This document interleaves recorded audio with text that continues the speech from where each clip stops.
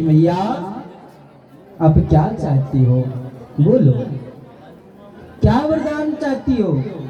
तो कुंती मैया हाथ जोड़कर बोली कि हे ऋषिवर, हे मुनिवर, हे गुरुवर, हमें कुछ नहीं चाहिए, हमें कुछ नहीं चाहिए। तो दुर्वासा मुनि समझ गए कि कुंती मैया को तो कुछ चाहिए ही नहीं।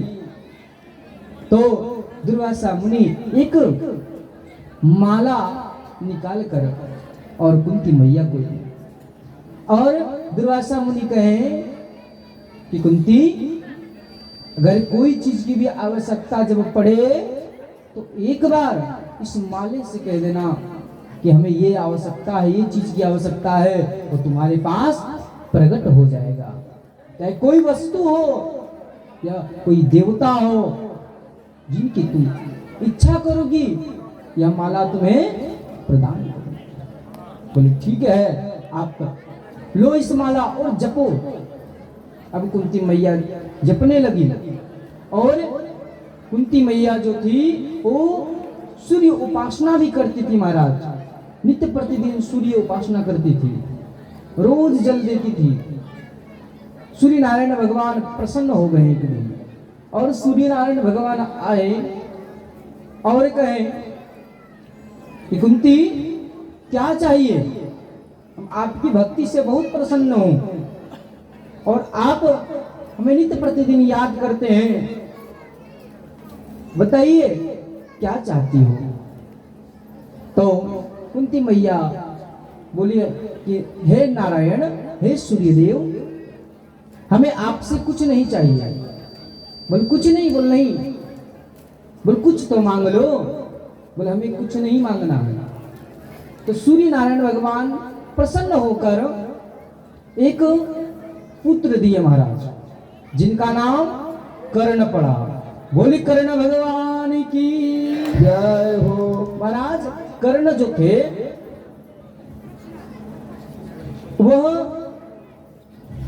शक्ति, उनका जो शक्ति था वह कवच में था महाराज, कुंडल में था महाराज। और वही कर्ण हुआ कौन, जो सहस्त्र कवच जो सूर्य नारायण में समा गए महाराज। और सूर्य नारायण में जब समा गए तो वही सूर्य, वही कवच कुंती मैया को प्रदान किए और उनका नाम कर्ण पड़ा महाराज। और कर्ण बड़ा पराक्रमी था महाराज, बड़ा शक्तिमान था।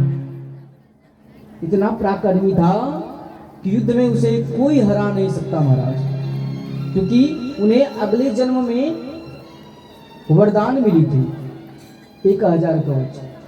तो 999 कवच तो तोड़ दिए थे, लेकिन एक कवच बाकी था महाराज।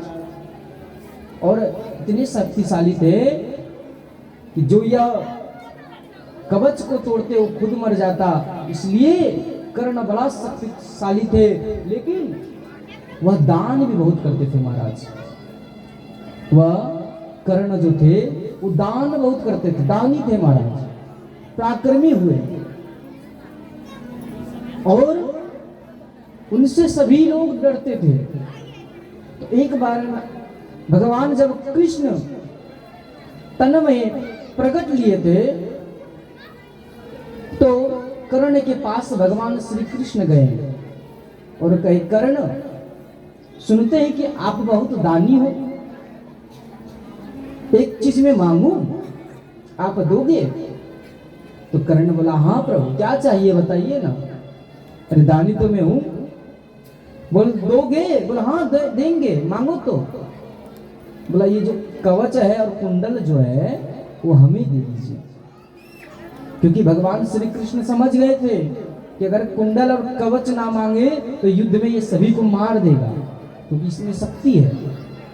और कुंडल और कवच अगर मांग लूं तो फिर इनकी सारी शक्ति छीन हो जाएगी, ये साधारण मनुष्य हो जाएंगे। बोले ठीक है।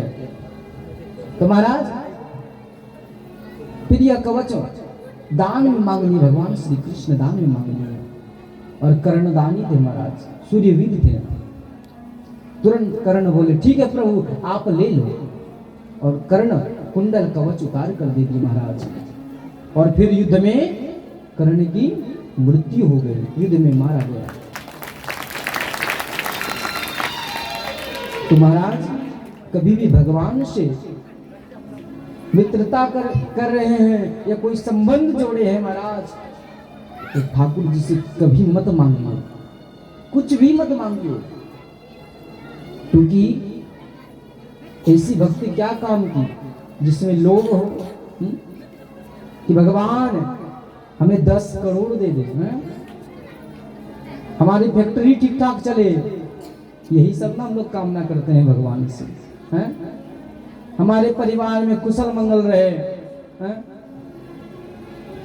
अरे भक्ति में तो कुछ मांगा ही नहीं जाता है, और जब आप नहीं मांगेंगे तो आपकी रक्षा दुनियादारी नहीं करेंगे, साक्षात भगवान श्री कृष्ण श्री राम करेंगे। इसलिए मन में बिठाइए कि भक्ति कर रहा हूं तो भगवान से कभी कुछ ना मांगो। अगर आप मांगेंगे 100 करोड़, और अगर आपकी पुण्य है 100 करोड़ तक, तो उतना ही मिलेगा महाराज, इससे ज्यादा नहीं मिल सकता है? और अगर आप कुछ ना मांगेंगे तो आपके सुख और दुख में हमेशा भगवान श्री कृष्ण खड़े रहेंगे महाराज, खड़े रहेंगे। तो आपको क्या चाहिए? धन दौलत चाहिए, भगवान चाहिए, वो आप स्वयं विचार करेंगे, भैया नहीं, स्वयं विचार करेंगे। अगर भगवान से कुछ मांगेंगे तो फिर भक्ति का मूल हो गया महाराज, खरीदना। अब भक्ति को भक्ति करके खरीद लिए महाराज। इसलिए भक्ति तो अनमोल है और निष्कामी है भक्ति महाराज। कोई काम से भक्ति मत कीजिए, कोई काम से प्रेम नहीं कीजिए, स्नेह नहीं कीजिए। और हम लोग क्या करते हैं? भगवान से काम से मतलब रखते हैं महाराज, है या नहीं? कि भगवान हमारी वो फलना फैक्ट्री खुल जाए, यह सब काम है। इसलिए भगवान से भक्ति करनी है तो कभी कुछ मत मांगिए। चंचल बाबा और छोटू बाबा जहां पर भी हो अपना अपना जगह चुन लें। तो महाराज यहाँ पर भक्ति में कोई चीज मांगना नहीं चाहिए, कोई वस्तु मत मांगे। और जब नहीं मांगेंगे तो भगवान हमेशा आपके पास खड़े रहेंगे, सुख दुख में साथ देंगे महाराज। और जब भगवान आपकी रक्षा करे तो महाराज जाके राखे साइया, मार सके न कोई, बाल न बाका कर सके। तो महाराज अगर आप कुछ मत मांगिएगा ना तो जाके राखी साइया, मार सके न कोई। आपको ना कोई मार सकता है, ना कोई आपके ऊपर जादू टोना कर सकता है, ना आपके घर में अशांति होगी, आपके घर में तो शांति ही शांति। इसलिए आप कभी मत मांगिए। चंचल बाबा जहां पर भी हो, अगर आप हमारे आवाज को सुन रहे हैं, 5 मिनट के लिए बुलाइए, 5 मिनट।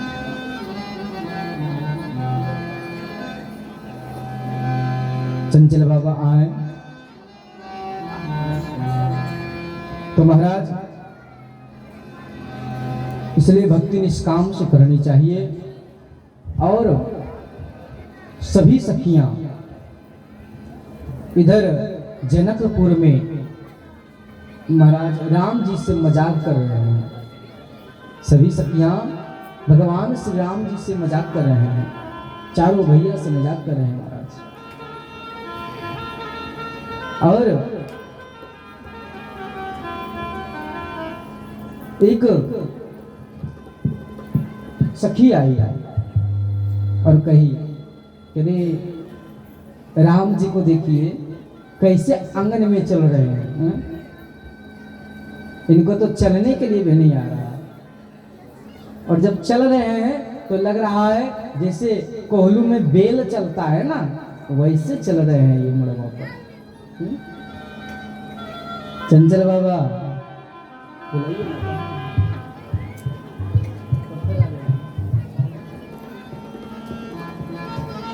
तो कह रहे हैं एक सखिया, क्या सखी कह रही है कि धीरे धीरे दूल्हा चले के ना। सखी है धीरे धीरे दूल्हा चले के ना, जैसे कोहलू में बेल चले के ना, जैसे कोल्हों में बेल चले ओ ना। धीरे धीरे दूल्हा चले ना। सखी है धीरे धीरे दूल्हा चले के ना, कि जैसे कोहलू में बेल चले जैना, जैसे कोहलू में बेल चले जैना।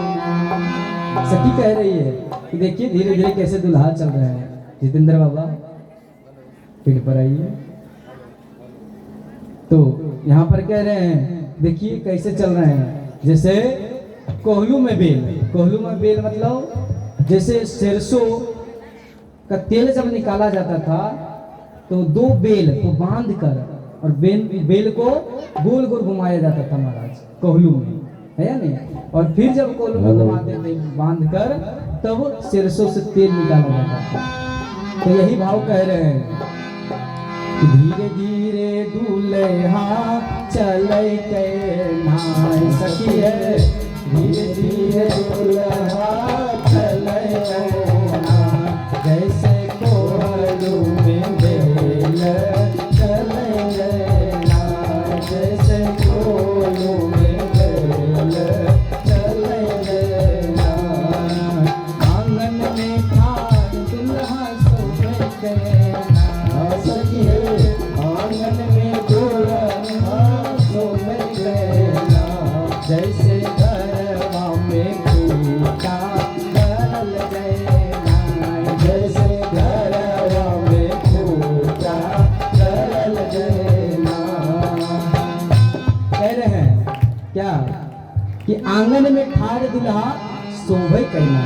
अरे एक सखी इधर से आ रही है, अरे सखी देखो देखो आंगन में दुल्हा जब खड़े हैं तो कैसे दिख रहे हैं। तो दूसरे सखी बोले कैसे दिख रहे हैं, कि जैसे घरवा में खुट्टा होता ना, जैसे घर में खुट्टा को खड़ा कर दीजिए वो हिलता डोलता नहीं है, ऐसे खुट्टा के तरह भगवान खड़े हैं, राम खड़े हैं। देखो बोलो अच्छा खुट्टा की तरह खड़े हैं। तो एक सखी बोले खुट्टा के शब्द क्यों बोले महाराज। तो बोले खुट्टा का शब्द इसलिए बोले कि एक बार भगवान जब राजा प्रहलाद जी का रक्षा करने के लिए खंभे से प्रकट हुए, खुट्टा से प्रकट हुए, तो यही सखी दर्शा रही है कि आंगन में ठाड़ दुल्हा शोभे कहना, जैसे घरवा में खूटा गरल जाए।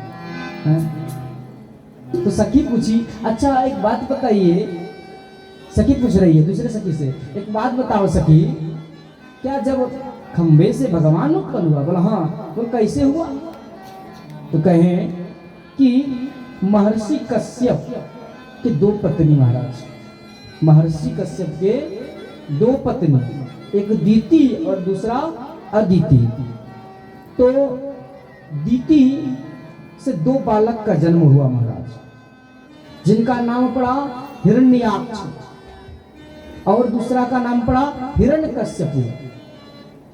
तो हिरण्याक्ष महाराज जो पृथ्वी को धारण करके समुद्र में प्रवेश कर गए थे और उनको मारने के लिए भगवान नारायण वाराह अवतार लेकर और हिरण्याक्ष का वध किए थे महाराज, वाराह अवतार लेकर। और इधर हिरण्याक्ष को क्रोध आ गया कि बताओ हमारे बड़े भैया का ये वध कर दिया। अरे ये तो हमारा शत्रु है, ये हमारा दुश्मन है, मैं उसे कभी नहीं छोड़ूंगा। और महाराज मन में ठान लिया था कि मैं नारायण को मारूंगा और हमारे घर में कोई नारायण नारायण ना जपे। तो महाराज वो भगवान को शत्रु समझते थे। क्या समझते थे? शत्रु। तो उन्हीं के घर में हिरण्याक्ष की पत्नी का नाम कयाधु था महाराज। कयाधु के गर्भ से 4 बालक का जन्म हुआ महाराज। 4 बालक का जन्म हुआ, अहलाद, सहलाद, कहलाद और चौथा नंबर में प्रहलाद। जो महाराज प्रहलाद जी भक्तों में सर्वश्रेष्ठ भक्त हुए महाराज, और हमेशा नारायण नारायण करते थे महाराज, हमेशा नारायण नारायण जपते थे। और जब नारायण नारायण जपते थे महाराज, तो हिरण्याक्ष क्रोध में आकर उन्हें घसीट घसीट कर पीटता था। क्या रे, तुम मेरा बालक हो, तुम मेरा संतान हो, और तुम मेरा शत्रु का नाम जप रहे हो, हमेशा नारायण नारायण करते हो, क्यों? और तुम मेरा नाम जपो, हिरण्यकश्यपु भगवान कहो, मैं भगवान, हिरण्यकश्यपु मैं भगवान हूं, और तुम मेरा शत्रु का नाम जप रहे हो, मैं तुम्हें जीवित नहीं छोड़ूंगा। तो महाराज प्रहलाद को बड़े बड़े पर्वतों से फेंक दिया गया महाराज, बड़े बड़े समुद्र में फेंक दिया गया, लेकिन कहते हैं ना कि जाके राखे साइया, मार सके ना कोई, बाल ना बाका कर सके महाराज। जिनकी रक्षक भगवान नारायण हो, उनका बाल भी बाका कोई कर सकता है क्या?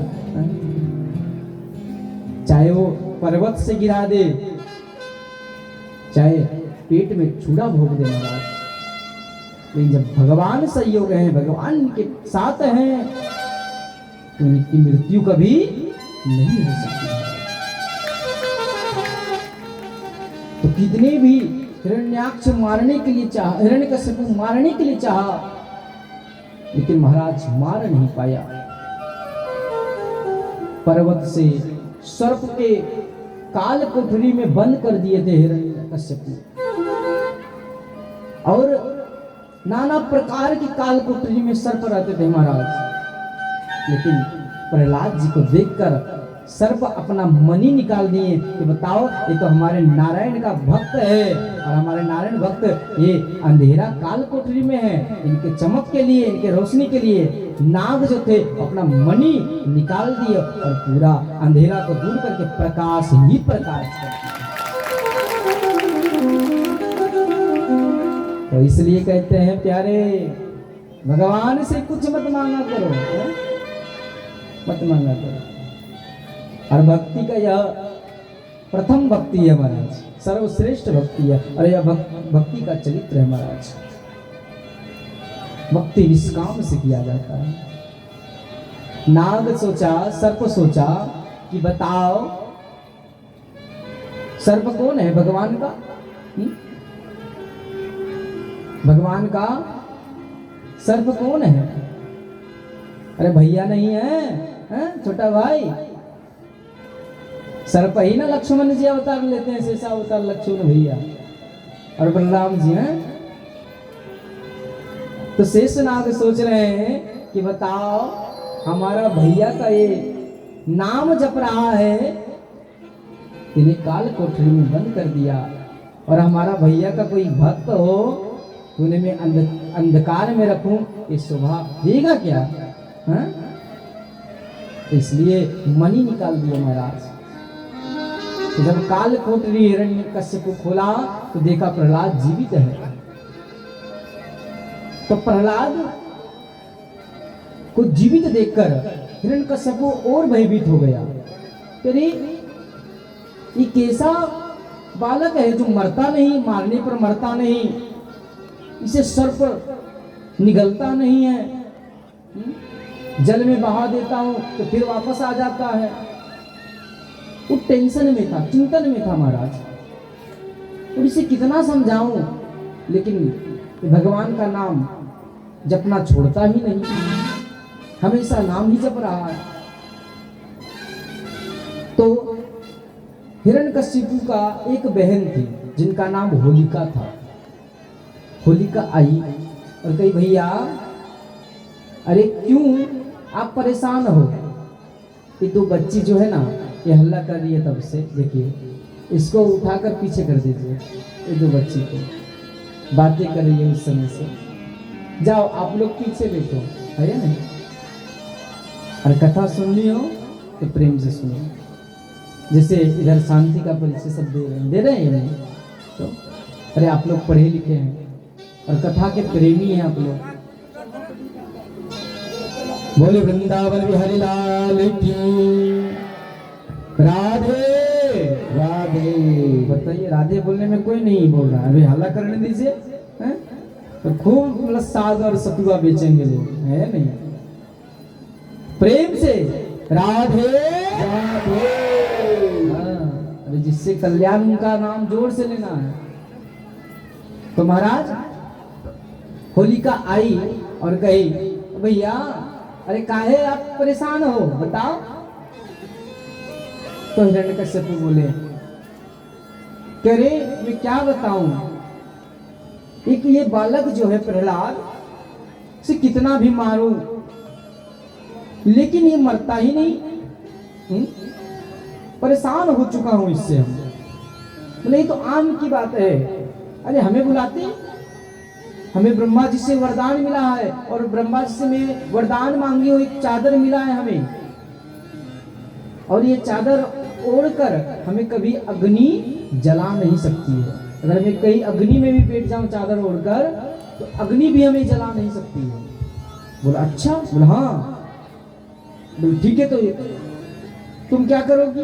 बोल आप चिता बनाइए और चिता में अग्नि लगाइए और मैं प्रहलाद, मैं चादर ओढ़ लूंगी और चादर के ऊपर प्रहलाद जी को बिठा लूंगा, और जब आग लगेगी तो हम ठीक हो जाएंगे, हम सुरक्षित रहेंगे, तो प्रहलाद जी जलकर भस्म हो जाएगा। बोला अच्छा? बोला हाँ। बोल ठीक है। चिता की तैयारी हुई महाराज, अग्नि चिता के ऊपर होलिका बैठ गई चादर ओढ़ के, और इसके ऊपर प्रहलाद जी बैठ चुके।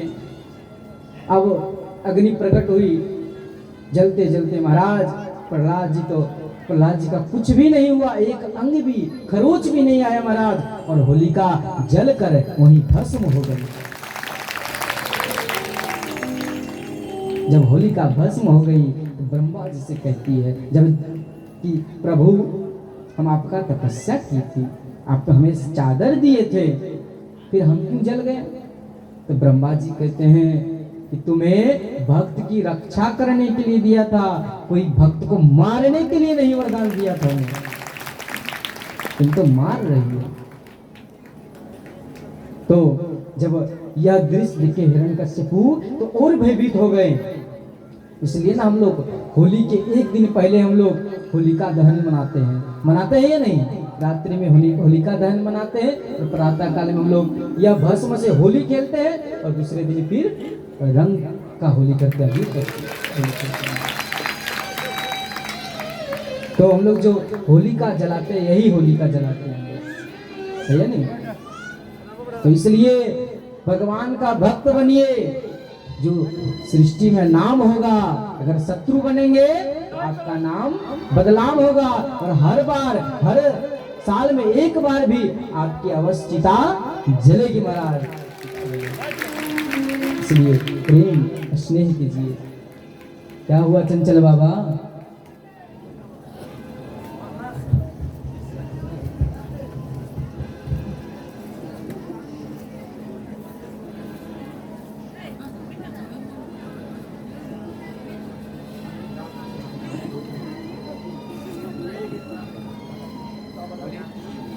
बोली राधा रमन बिहारी लाल की। तो महाराज यहाँ पर जो है हिरण्यकश्यप बड़ा परेशान हो गए और हिरण्यकश्यप आए प्रहलाद जी के पास और प्रहलाद जी से कहते हैं कि बेटा एक बात पूछूं? हाँ पिताजी पूछिए। हाँ, अरे 2-4 रोटी ले आना माता जी के लिए, भूख लग गई है ना माता जी? भूख लग गई है लग रहा है माता जी को। देखिए इधर भी बेचने लगे सब्जियां, थोड़ा सा मौका ना दे दे सब्जी बेचना चालू है कि ले लो हमारा सब्जी। तो बोले वृंदावन बिहारी लाल की जय हो। तो हल्ला ना करे प्यारे। तो महाराज यहाँ पर प्रहलाद जी से पूछते हैं कि बेटा एक बात बताओ, हम तुम्हें इतना मारने का प्रयास कर रहा हूं लेकिन तुम मरता क्यों नहीं? बताओ, इतना मैं प्रयास कर रहा हूं तुम्हें मारने के लिए, क्या क्या नहीं किया लेकिन तुम मरा नहीं। तो प्रहलाद जी कहते हैं कि पिताश्री, जो तुम्हें प्रेरणा देते मारने के लिए ना, वो हमारे अंदर बैठकर और वही हमारी रक्षा करते हैं महाराज, वही हमारा रक्षा करते हैं। तो हिरण्यकश्यप क्रोध में आ गया, अरे तू शास्त्र का बात बोलते हो, हमेशा भगवान की बात बोलते हो। अरे भगवान सृष्टि में है तो एक ही भगवान है, वो हिरण्यकश्यप है, मैं हूं भगवान, मेरे के सिवा कोई भगवान नहीं है, कोई भगवान नहीं। और हिरण्यकश्यप क्रोध में आकर बोले, अरे तुम्हारा भगवान कहाँ है, हमें दिखाओ भगवान को। तो बोले पिताश्री, इस खंभे जो देख रहे हैं ना खंभा, इस खंभे में भी भगवान है। बोले अच्छा? बोले हाँ। तो इस खंभे में है? बोले हाँ, इस खंभे में भगवान है। तो हिरण्यकश्यप क्रोध में आकर और अस्त्र निकालकर महाराज, तलवार निकालकर महाराज, और खंभे में प्रहार करने लगे। और जैसे प्रहार करने लगे, खंभा को फाड़ते हुए भगवान नरसिंह भगवान प्रकट हो गए। नरसिंह भगवान प्रकट हो गए। बोले नरसिंह भगवान की। और एकदम क्रोध के रूप में महाराज, और क्रोध के रूप में प्रकट हुए और हिरण्यकश्यप को पकड़े